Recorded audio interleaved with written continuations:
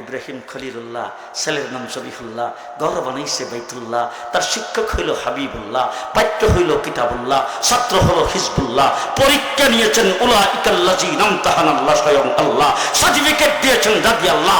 তাদেরকে যে অনুসরণ করবে, সত্যের মাপকাঠি হিসাবে মানবে, তারা হবে রহমতুল্লাহ। কি হবে? কি হবে? কি হবে? বলেন রহমতুল্লাহ। কি হবে? রহমতুল্লাহ। যারা না মানবে, যারা না মানবে, যারা সত্যের মাপকাঠি হিসেবে স্বীকার করবে না, তারা হবে লানতুল্লাহ। যারা মানবে, আস্তে আস্তে আস্তে আস্তে, যারা মানবে রহমতুল্লাহ, না মানলে লানতুল্লাহ। এবার বলেন দেখি, এবার বলেন দেখি আপনাদের আমাদের হাফিজ হুজুর রহমতুল্লাহি আলাইহি, মুফতি ফজলুল আমিনী রহমতুল্লাহি আলাইহি, কথা কয় না?